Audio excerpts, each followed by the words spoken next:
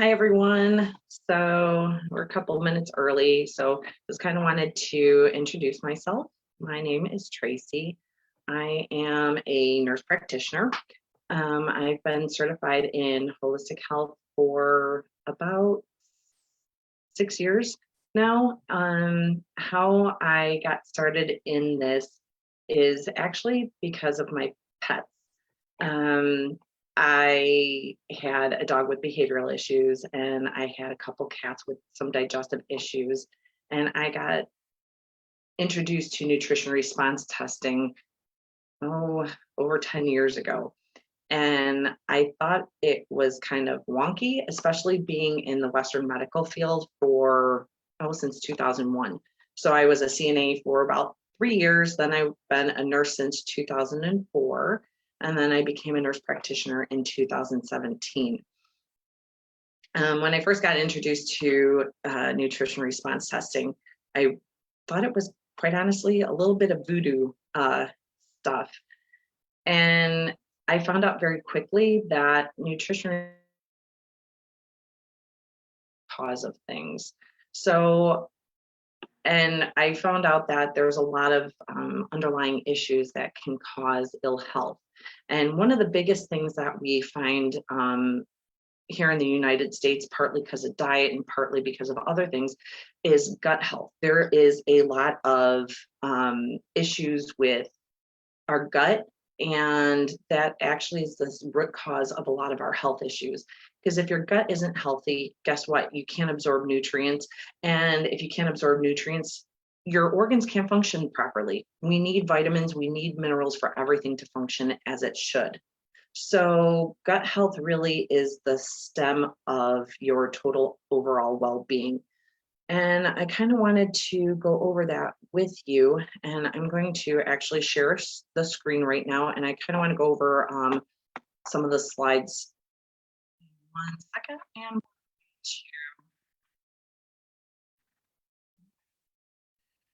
okay.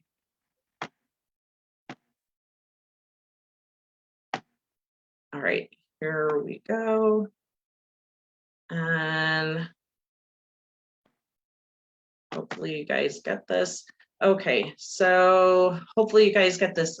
So gut health is the key to overall health. And I actually rent space from Body and Brain Yoga of Tai Chi in Orland Park. And the reason why I actually am renting space is because you have several different aspects of total health, right? You have the mind, you have the body, and you have the spirit. In order to achieve true total health, you need to have all three. If you only have one, then the other two sometimes can fall to the wayside, and you can have other issues with that as well. So you need to kind of integrate all three together.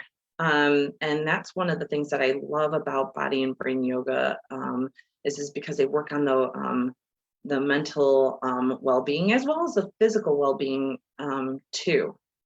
So let's get started. So I don't know if any of you guys have heard of the gut microbiome. Gut microbiome is composed of a whole bunch of different organisms, right? So we have, I don't know if you guys have heard of good bacteria, you have fungus, I'm sure you guys have heard of candida, which is a fungus, a common fungus. A lot of diabetics get this. They can get a lot of yeast infections, skin infections, a lot of yeast skin infections. Women can get vaginal yeast infections, and this is an overgrowth of candida. So the gut microbiome has a whole bunch of different things that make it up. And bacteria, we have good bacteria. We also have some bad bacteria. Archaea, these are single-celled organisms that play an important role in food digestion and metabolism. They're not quite sure exactly what these do specifically, but they are seen in healthy people who have healthy diversity in gut flora, and meaning that you have a lot of different good bacteria. You have a lot of different good organisms that kind of are working together as a whole. People with poor digestion or poor health usually have less amount of different bacterial species in their gut. So you want that diversity. You want a lot of good bacteria. Like there's good, these are your probiotics too. And you have a whole bunch of different strains or a whole bunch of different kinds of good bacteria. And you want this in a healthy person. Protists, virus, and fungi. Okay, fungi are normally non-pathogenic, meaning that they don't cause any health issues. Okay, they're kind of just there. But during certain circumstances, they can become disease-forming pathogens, and I'll kind of get into that in a little bit. So hopefully that kind of makes sense. So what does the gut microbiome do? So diversity is the key. Well, we're born with a certain amount of bacteria, fungi, and other microorganisms. This is also called microbiota.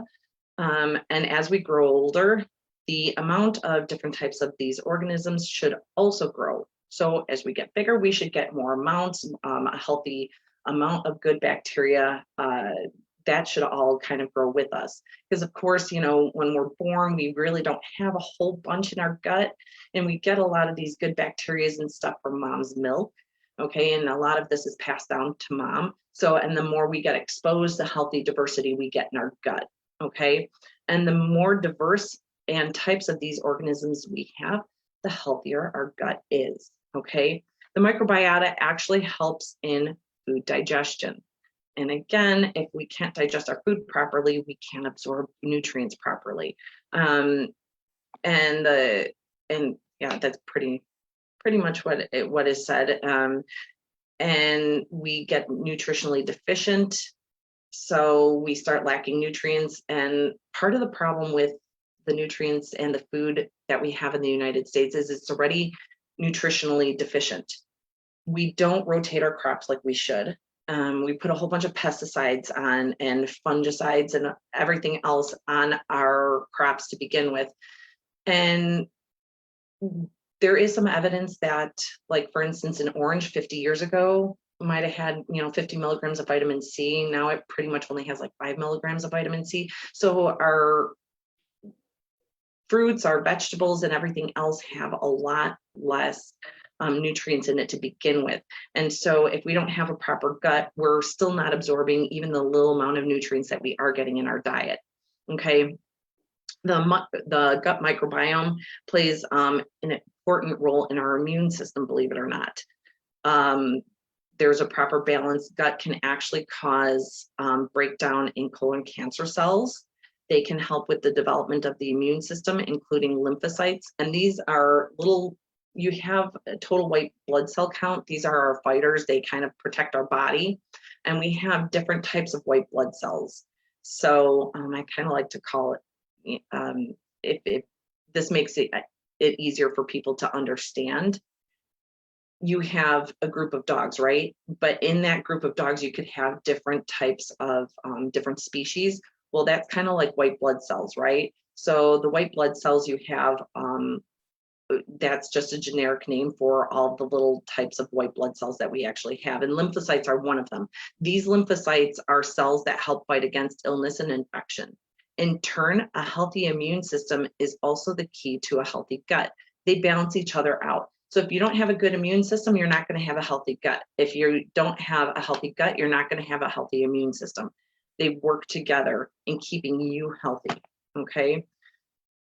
So what does the gut microbiome do? And this is an extension of what we were talking about. A healthy gut microbiome also helps with inflammation. Okay, believe it or not, if you don't have a healthy gut, you have more inflammation throughout the body. There is a strong link between a non-healthy gut and inflammatory diseases such as rheumatoid arthritis, Crohn's disease, inflammatory bowel disease, multiple sclerosis, and a whole bunch more health issues. It's also linked to mental health. So everybody has anxiety, right? We all have a little bit of anxiety. We all have a little bit we experience depression now and then. Somebody who has chronic anxiety or experiences it on a daily basis or several times a week, or depression, this can actually be related to our gut. Did you know that the serotonin levels that 95% of serotonin levels are actually produced in the gut. Serotonin is your happy hormone. This kind of helps you keep, positive. You stay, happier. Things don't bother you as much. So we have found out, and think Eastern medicine kind of knew this a long time ago, that there was a gut-brain balance. And Western medicine actually finally caught up with that. And I was actually at a Western medicine conference, and it was for an antibiotic, go figure, but it was for a GI conference. And we were talking, and I kind of was listening to them talk, and they finally brought up that, yes, serotonin receptors are in the gut, and that they found it that less serotonin levels are available in people who have an imbalance of healthy bacteria. And there was now a way that they can test stool samples to find out if there was actually more bad bacteria than good bacteria. And so they were talking about that, and then they were talking about that they can actually get rid of the bad bacteria with a new antibiotic. And supposedly this new antibiotic does not turn around and throw off the balance, and it doesn't kill the good bacteria, which I'm not so sure I totally believe that. And so they were talking about, that you can turn around and give this antibiotic and it kills off the bad bacteria, which helps to rebalance the gut. And I stopped and looked at them and I said, doesn't diet really play a part in gut balance? And they were all like, yeah. And I said, so why aren't we talking about that? And their answer was because most people don't want to listen, about diet change and about, rebalancing the gut through diet. And I said, so we're just going to throw another antibiotic down their throat? And they said, pretty much yes. And I said, but that's not really getting to the root cause of this, because people are going to turn around and redevelop this, correct? And they said, yeah, that's likely. So we just give them another antibiotic? And they were like, yeah. I was like, oh, okay, great. And they did admit as well that a lot of people actually get anxiety and depression when a certain amount of this bad bacteria was found in the gut. So there is strong evidence now through research and study that anxiety and depression is related to gut health. So you're kind of seeing a little bit of pattern between immune system, which if you get chronically sick, or you get colds very often, or infections a lot, or you have arthritis, or you have any type of inflammation, or even things like rheumatoid arthritis, Crohn's disease, things like that, this can a lot be related to gut health and gut issues. Okay, so many other roles include balancing out sugar and insulin. Yes, a healthy gut can help regulate your blood sugars, which is good news for diabetics. Healthy energy levels, prevention of cardiovascular disease, and much more. But I mean, how does your gut become imbalanced? And we kind of talked about that a little bit on diet. Okay, so diet is a big cause. So also known as dysbiosis, which is an imbalance of healthy gut organisms. So if you have gut imbalance, it is called dysbiosis. So one of the other besides diet is antibiotics, okay? So antibiotics kills off bacteria that cause infections, but guess what? It doesn't care what bacteria it kills. It kills pretty much good bacteria as well. So the good bacteria is what keeps things like fungi in check, okay? And while Candida, a type of fungus that's found in the GI tract, which is your stomach and your intestines, is normal and usually harmless, if it goes unchecked, it can cause many health issues as well, such as IBS, chronic sinusitis, and more. And you're like, well, okay, if it's in the gut, how does it cause chronic sinusitis? And this is just for anybody out there. Have you guys heard of leaky gut syndrome? So and I'm going to get into a little bit about leaky gut syndrome. So the lining of your stomach is very tight. It's kind of like this, right? So poor diet, poor pH balance, actually, this is called junctures.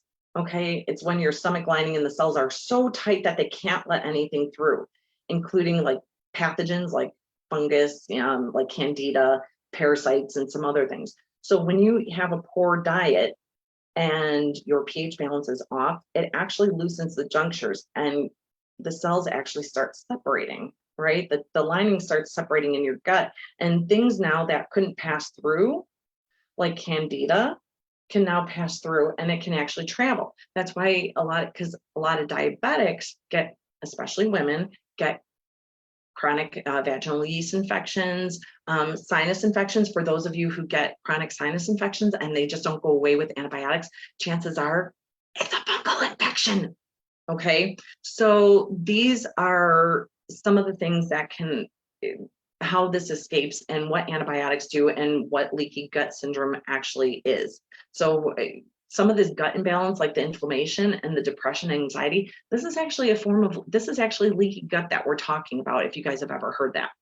Okay, so diets high in carbohydrates and sugars. So when I say carbohydrates, I want you to automatically think of sugars. Okay, diets high in carbohydrates and sugars actually change the pH level in your gut and actually feed the bad bacteria, fungus, and parasites. And yes, we do have parasites. 99.9% of the human population has parasites. And I think we're going to save that for another discussion, because I could talk a whole hour just on parasites. It's actually kind of fun. It's one of my favorite subjects. So what actually happens is and people want to know exactly what carbohydrates entails. Anything that's plant-based is a carbohydrate by nature. Okay. Yes, you have plant proteins from your nuts and things like that, but it's still a plant and it's still a carbohydrate by nature. Okay. All carbohydrates break down to sugars. There is actually some studies out there, and you can look it up for yourself, that any diet that has 75 grams or more of carbohydrates on a consistent basis actually suppresses the immune system, and actually lymphocytes, which we talked about in a couple slides ago, actually can't do their job. So your immune system gets weakened. Okay, so you want to kind of, and whatever carbohydrates you do take in, you want them to be healthier. So from your fruits and your vegetables and things like that. And of course, there's other fruits that have higher sugars in there, which, you want to kind of stay away minimally or eat them very minimally. Poor dental hygiene. So actually, dental hygiene has a lot to do with gut health. You harbor a lot of bacteria in your mouth, and that can actually travel into your gut as well. Anybody who has had recent joint replacement, and they have any dental work, the doctor actually wants them on antibiotics for a couple days before they have dental work, especially if they've just had a joint replacement. Why? Because the bacteria in your mouth can actually travel to other parts of your body, and it can actually lead to infections in your joint too. So that's how important dental health is. It can actually also lead to cardiovascular disease. So people, take care of your mouth very well, please. Very important. Causes of gut imbalances, stress and anxiety. Again, we talked about, poor gut health causing anxiety, but guess what? It can actually be the opposite way around too. Stress and anxiety and emotions actually play a really big role on how our body works. Okay.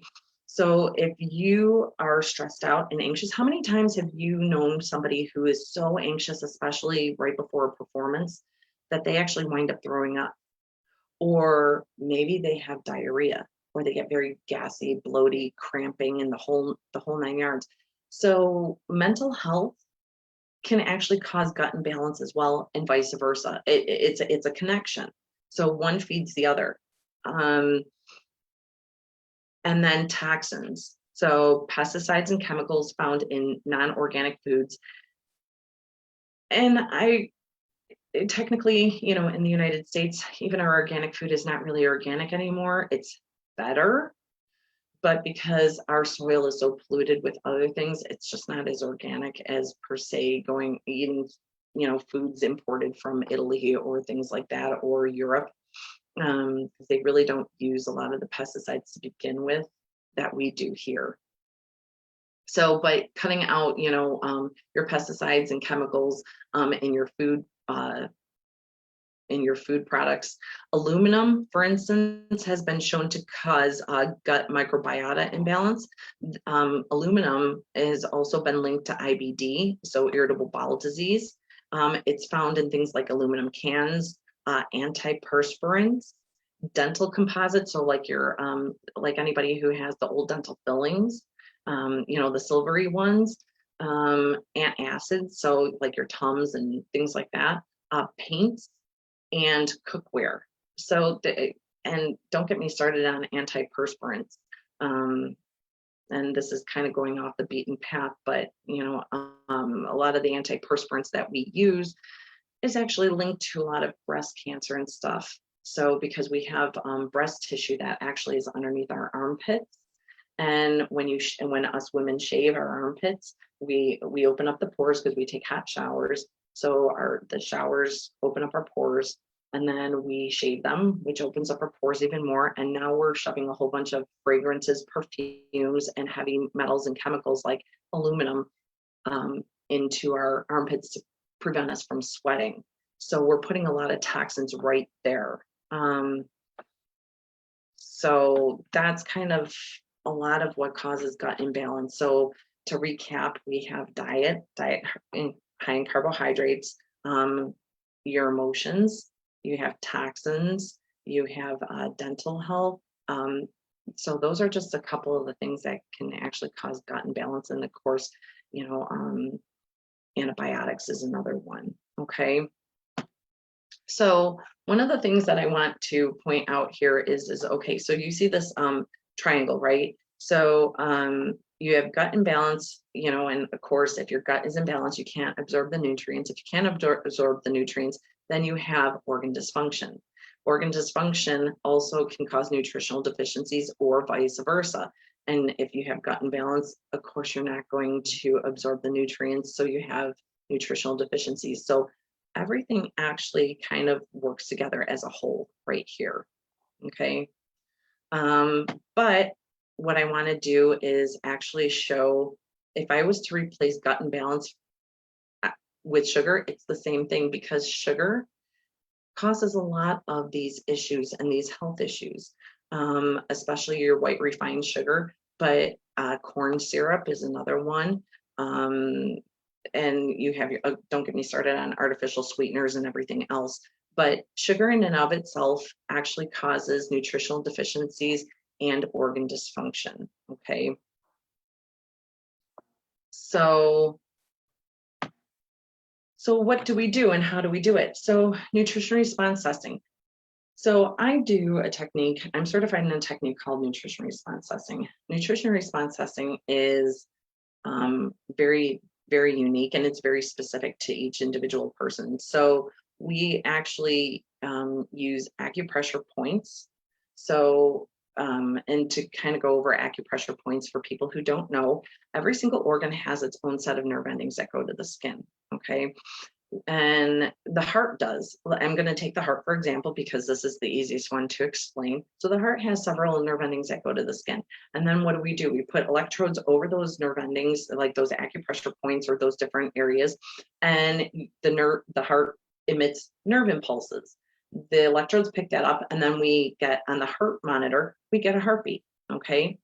So every single organ has its own set of nerve endings that go to the skin. So using nutrition response testing, I use these acupressure points, and I can easily find out what organs are lacking energy. And we can actually use then design clinical nutrition, which is specifically designed for you. So we can find out what organs are not functioning properly and then why the underlying cause. Is it heavy metals? Is it heavy chemicals? Is it food intolerances? What's the underlying cause? And then find out exactly what supplements will help get rid of the underlying cause and support those organs naturally. So that, and it's very specific for the individual person, okay? So one person, let's say I have two people that come in for stomach issues. One could be from heavy metals, the other one could be from a fungal, overgrowth. And we can find out exactly what supplements are going to help that individual person. And it's so specific that we can even pinpoint. I have, like, for instance, two companies, actually more, but two nutritional companies, for instance, like Energetics and Standard Process, and they have a lot of similar herbs or supplements. And somebody might test for one herb, and I could test the other person or the same person in the other supplement category, and they're not going to test for it. So they might test for one thing in Standard Process, but not for Energetics. So it's very specific for the individual person. Okay.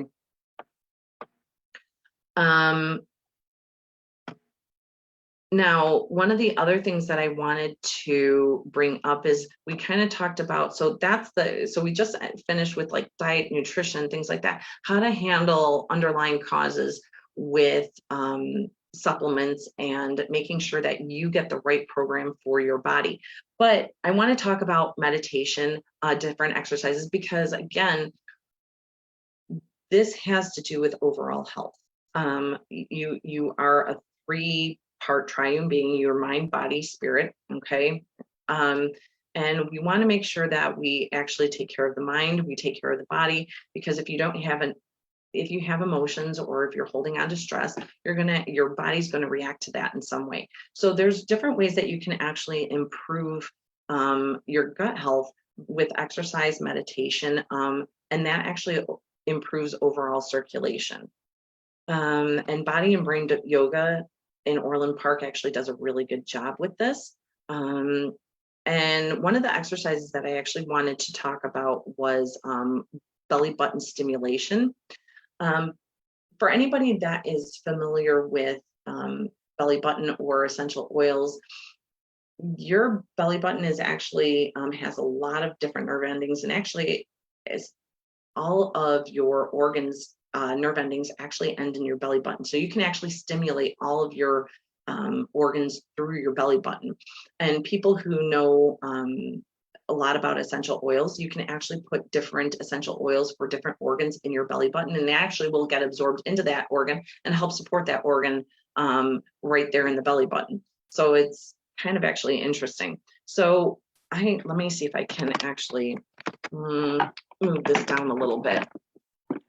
So I wanted to show you, so at the yoga center, at Body and Brain Yoga, we actually use something called a Hela wand. And we use this point, and it seems like it hurts, it doesn't, to actually stimulate different organs. And I wanted to actually kind of show you how this works a little bit. So this not only stimulates different organs, but it stimulates the intestines. You can actually relieve stress.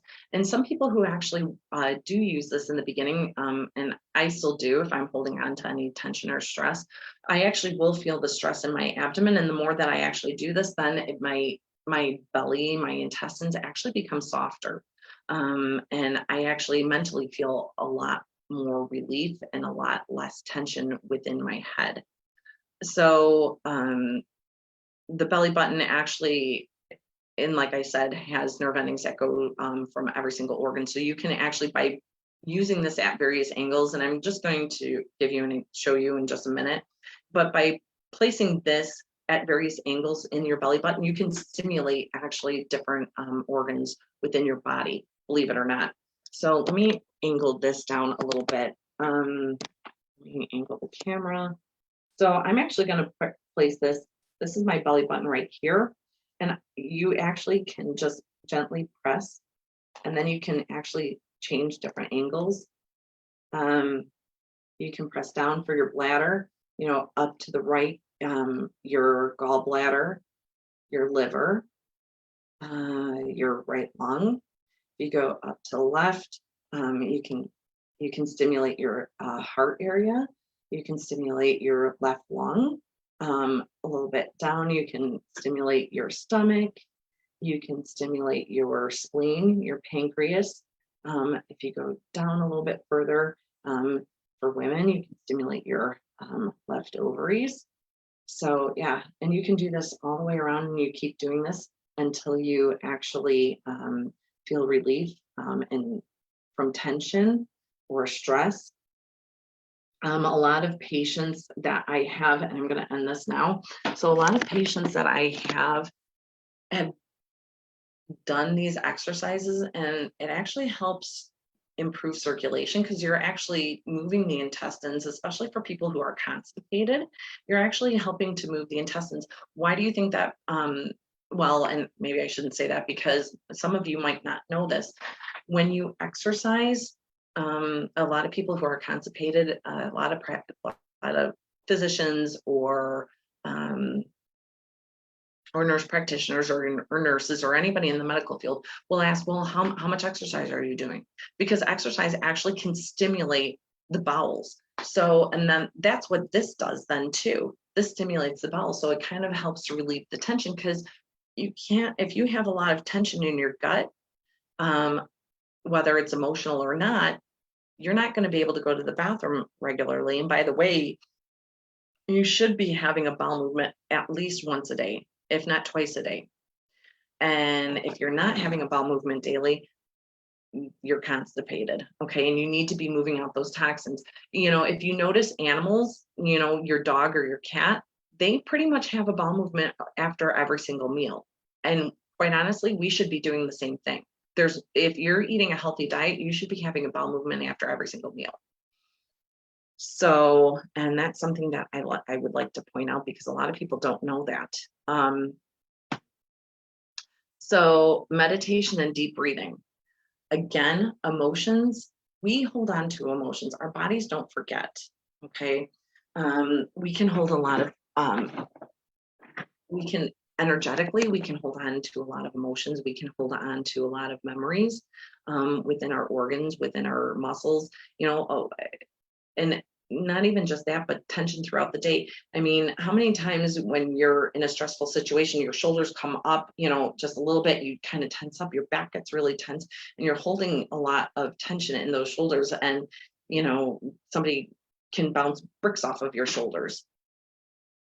Well, our gut does the same thing. So with meditation and deep breathing, you can actually release a lot of tension, a lot of stress, a lot of anxiety by doing some of these exercises.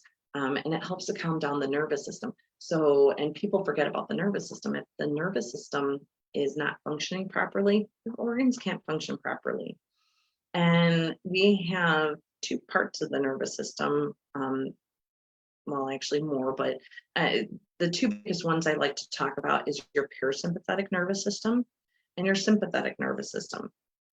The parasympathetic nervous system is your relaxation. It helps you digest your food. It helps you to sleep at night. It is kind of like your Zen mode, okay? Your sympathetic is your fight or flight. You're getting ready to take a test. Your sympathetic kicks in. Your sympathetic should be raring to go during the day, okay? If these are not functioning properly or you're too stressed out, your sympathetic is on overdrive and your parasympathetic isn't going to be functioning properly. And if your parasympathetic nervous system is not functioning properly, your digestive system can't function properly because the parasympathetic nervous system should be activated for digestion, for having a bowel movement, and for other things, okay?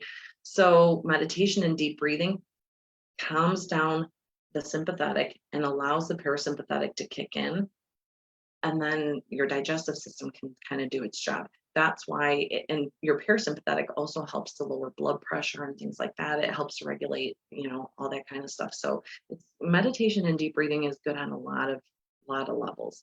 When a person is overstressed or anxious, they can get, and I think we talked about that a little bit earlier, anxious, they can get an upset stomach, they can get diarrhea, stomach ulcers, which also impact the gut flora, which again was mentioned earlier. So keeping exercise, meditation, deep breathing on a routine basis and trying to do it daily, if not a couple times a day when you first wake up in the morning and before you go to bed. Those are excellent times to do it because it can actually set the tone in the day before you actually start your day. And before you go to bed, it helps you have a better night's sleep. So I recommend doing like a little bit of deep breathing, some light exercise, with mindfulness in the morning, and then repeating it again in the evening. So that is something that I kind of wanted to share with you guys. So if you would like more information or to schedule a consultation, we actually, both of us, so I'm with the Oasis for Natural Healing. I also rent space from Body and Brain Yoga, Tai Chi in Orland Park. So we actually do in person, and we also do virtual visits as well. So if you or somebody that would really like to kind of figure out what's going on with you, or want to get yourself healthier on a more natural level, give us a call. We'd love to see if we can help you out. All right. And then stay tuned because we're going to be doing these health talks once a week. Next week, we'll be announcing on Instagram and Facebook what our health topic is. All right. Have a good day.